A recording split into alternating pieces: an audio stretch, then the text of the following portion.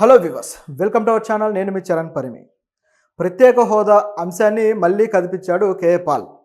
చంద్రబాబు గారికి, అమిత్ షాకి, మోడీకి అందరికీ ఒకేసారి పంచ్ అయితే వేశాడు. మామూలు పంచ్ కాదు ఇది. ఎందుకంటే ఇప్పటిదాకా ప్రత్యేక హోదా విషయాన్ని తమ రాజకీయ సౌలభ్యం కోసమో లేకపోతే అధికారంలోకి రావడానికి దాన్ని ఒక కీలకమైన ఒక అంశంగా వాడుకుంటూ వచ్చారు. అట్లా వాడుకొని చివరికి ఎలక్షన్లో గెలుపొందుతున్నారు. గెలిచిన తర్వాత మాత్రం ప్రత్యేక హోదా అంశాన్ని గాలికి వదిలేస్తారు. గతంలో పార్లమెంటు సాక్షిగా ప్రత్యేక హోదా ఇస్తాము అని చెప్పిన ప్రభుత్వం లేకుండా పోయింది. ఆ తర్వాత ప్రత్యేక హోదా మేము సాధించి తీరతాము, ఇచ్చి తీరతాము అని చెప్పి అప్పుడు ప్రతిపక్షంగా ఉన్న బీజేపీ అనింది. ఆ తర్వాత వాళ్ళు ప్రభుత్వంలోకి వచ్చాక ఏమాత్రం అటువంటి చర్యలు తీసుకోలేదు. దానికి నానా రకాల సాకులు చెబుతూ వచ్చారు. ప్యాకేజీలు అన్నారు, అదన్నారు, ఇదన్నారు, ఎన్నో రకాలుగా అది తప్పుదారి పట్టింది. చంద్రబాబు గారు 2014లో రాష్ట్రం విడిపోయిన తర్వాత అధికారంలోకి వచ్చాక ప్రత్యేక హోదా అంశాన్ని కనీసం మాట వరుసకైనా కూడా ప్రభుత్వాన్ని అడిగి సాధించుకున్న దాఖలా లేదు.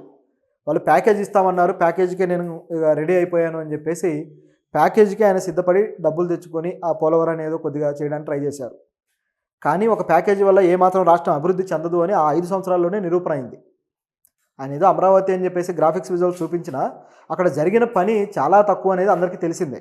ఇక సామాన్యులకైతే అమరావతి మాత్రమే తప్ప ఇక రాష్ట్రంలో ప్రజలు లేరు, ప్రజల శ్రేయస్సు కావచ్చు, ప్రజల అభివృద్ధి కావచ్చు, ఇవన్నీ లెక్కలోకి రాలేదు. ఆ విధంగా అయిపోయింది సామాన్యుల పరిస్థితి. చివరికి రాష్ట్రం మారిపోయిన తర్వాత ఎప్పుడైతే ప్రభుత్వం మారిందో రాష్ట్రంలో వైసీపీ ప్రభుత్వం వచ్చిన తర్వాత వైసీపీ కూడా ఇదే డ్రామా స్టార్ట్ చేసింది.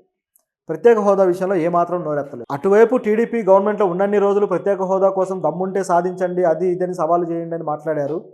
అలాగే చివరిలో ఎలక్షన్ ముందు మొత్తం తమ ఎంపీలతోటి రాజీనామాలు చేసి మరీ రోడ్డెక్కారు వైఎస్ జగన్. వచ్చిన తర్వాత ఎప్పుడైతే అధికారంలోకి వచ్చాడో అప్పటి నుంచి మళ్ళీ కిమ్మనకుండా కూర్చున్నాడు. రాష్ట్ర ప్రజలు దాని మీద ఉద్యమం చేయలేదు, ఎవరూ అది అడగట్లేదు ప్రత్యేక హోదా గురించి. సో ఉద్యమాలు చేసి ప్రజలు కూడా అలసిపోయారు అనుకోవాలి. ఎందుకంటే గత 10 ఏళ్లుగా ప్రత్యేక హోదా విషయము ప్రస్తావనకు వస్తూనే ఉంది. సో ఇక్కడ జగన్ గారు అంటే ఆయన డ్యూయల్ నేచర్ పాటించాడు. అంటే 2 సిద్ధాంతాలు తీసుకున్నాడు. అదేవిధంగా చంద్రబాబు గారు 2 సిద్ధాంతాలు తీసుకున్నారు. ఇదంతా నడిచిన తర్వాత ఇప్పుడు మళ్ళీ చంద్రబాబు గారి ప్రభుత్వం వచ్చింది. ఇప్పుడు కూడా ప్రత్యేక హోదా అంశం మాట్లాడట్లేదు. అప్పుడప్పుడు మళ్ళీ జగన్ ఏదో అలా కల్పిస్తున్నాడు ప్రత్యేక హోదా అని చెప్పేసి. ఆయనకు అంత సీన్ లేదని అందరికీ తెలిసిందే. ఏమాత్రం ప్రత్యేక హోదా విషయంలో జగన్ తన అధికారంలోకి వచ్చినా చేయడు. చంద్రబాబు గారు కూడా ఆయన అధికారంలో ఉన్నంతకాలం చేయడు, సాధించడు. ఇప్పుడు ఎన్డీఏ ప్రభుత్వానికి ఎంతో కీలకమైన మంత్రులని, ఎంపీలను ఇచ్చినా సరే ఇప్పుడు కూడా దాన్ని సాధించే కెపాసిటీ చంద్రబాబు గారికి లేదు అని చెప్పేసి మొన్న బడ్జెట్లోనే తేలిపోయింది. ఎప్పుడైతే బడ్జెట్ ప్రకటించారో అప్పుడే తేలింది. మరొక వైపు చూస్తే బీహార్కి అయితే విపరీతంగా నిధులు అవి ఇవి మొత్తం కూడా సమర్పించారు కేంద్ర ప్రభుత్వం. కానీ ఆంధ్రప్రదేశ్కి మాత్రం ఆ విధంగా లేకుండా ఏదో 1-2 జాతీయ ప్రాజెక్టులు మాత్రం ప్రకటించి మిగతా అంతా కూడా సర్దుకున్నారు. ఇదంతా కూడా గత బడ్జెట్లో క్లియర్గా ఆంధ్ర ప్రజలను మోసం చేయడం అనేది తెలిసిపోయింది. ఇది దృష్టిలో పెట్టుకొని కేఏ పాల్ గారు ఏం చేశారంటే కోర్టులో కేసు వేశారు. ప్రత్యేక హోదాని మీరు ఇవ్వాలి అని చెప్పేసి కేంద్ర ప్రభుత్వాన్ని ఆదేశించండి అని హైకోర్టుకి ఆయన డిమాండ్ చేస్తూ కేసు వేయడం జరిగింది. సో ఈ కేసు విచారణకు వచ్చింది నిన్న. సో విచారణలో భాగంగా కేఏ పాల్ గారే సొంతంగా వెళ్ళి ఆయన మాట్లాడడం జరిగింది. సో తన కేసు తానే వినిపించాడు తన వాదన. ఆయన ఏమన్నాడంటే అప్పటి నుంచి కూడా వీళ్ళు చెబుతున్నారు కానీ ఇంతవరకు ప్రత్యేక హోదా విషయంలో ఎవరూ చిత్తశుద్ధితో లేరు, కాబట్టి మీరు హైకోర్టే చర్యలు తీసుకొని కేంద్ర ప్రభుత్వం నుంచి ప్రత్యేక హోదా వచ్చేలాగా మీరు ఆదేశాలు అయితే జారీ చేయాలని చెప్పేసి ఆయన అడిగాడు. లేకపోతే ఆంధ్రప్రదేశ్ డెవలప్ అవ్వదు, ఇప్పటికే అప్పుల ఊబిలో కూరుకొని పోయి ఉంది, అభివృద్ధి అని చెప్పేసి నాయకులు అభివృద్ధి చేయడం లేదు అని చెప్పేసి కేఏ పాల్ గారు ఆరోపిస్తున్నారు. ఈయన చేసిన ప్రతి ఆరోపణ కరెక్టే, ఇందులోనూ తప్పులేదు. పార్లమెంటు సాక్షిగా ప్రత్యేక హోదా ఇస్తాము అని చెప్పిన బీజేపీ ఈరోజు ఎందుకు ఇవ్వట్లేదు అని చెప్పేసి కోర్టులో కేఏ పాల్ గారు అడగడం జరిగింది. సో పాల్ గారు నిజానికి ఈ విషయంలో చాలా గట్టిగా పోరాడుతున్నాడు. ఆయన పోరాటానికి మాత్రం నిజంగా హ్యాట్స్ ఆఫ్ చెప్పాలి. రాజకీయంగా ఆయనకు ప్రజల్లో బలగం లేకపోయినా పెద్ద మద్దతు లేకపోయినా సరే, ఆయన కుల రాజకీయాలు చేయడం రాకపోయినా సరే నిజాయితీగా కొన్ని విషయాల మీద పోరాడుతున్నాడు. కొన్నిసార్లు నోరుదారి ఆ మాటలు ఈ మాటలు ఏవో వెళ్ళిపోతుంటాయి, ఏదో అది చివరికి మీమర్స్ దాన్ని మీమ్ కింద వాడుకుంటారు. కానీ కేఏ పాల్ గారు రాజకీయ నాయకులు, ఇప్పుడు మన దేశంలో ఉన్న ప్రతి నాయకుడి గురించి కూడా క్షుణ్ణంగా వాళ్ళ గురించి అధ్యయనం చేసి మాట్లాడతారు. ఆ విషయంలో ఆయన అప్రిషియేట్ చేయొచ్చు.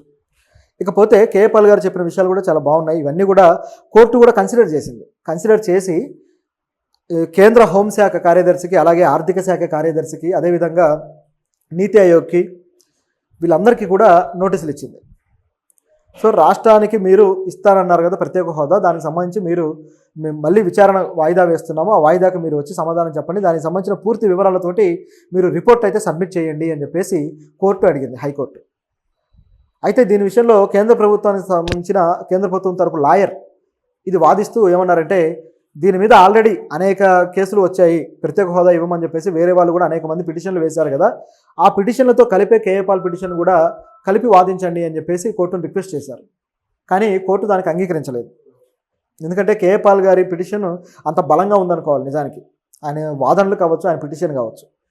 సో అటువంటిది ఏమీ కాదు, మేము నెక్స్ట్ కొద్ది రోజులకు వాయిదా వేస్తున్నామని చెప్పేసి వాళ్ళు డేట్ కూడా ఇచ్చారు.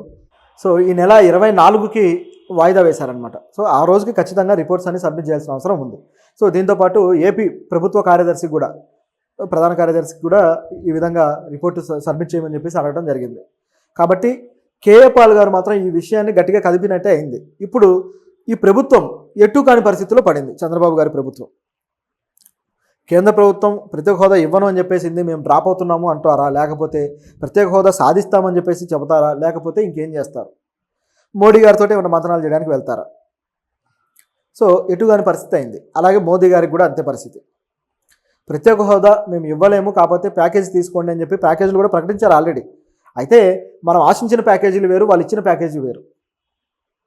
సో మన దగ్గర అయితే చాలా ఎక్కువ ప్యాకేజ్ ఆశించారు నిజానికి, ఎందుకంటే అభివృద్ధి జరగాల్సిన రాష్ట్రం కాబట్టి మిగతా రాష్ట్రాలతో కంపారిజన్ లేకుండా విడిగా సపరేట్గా దీనికి ఏదైనా చేస్తే బాగుంటుంది అనే ఆలోచన వచ్చింది.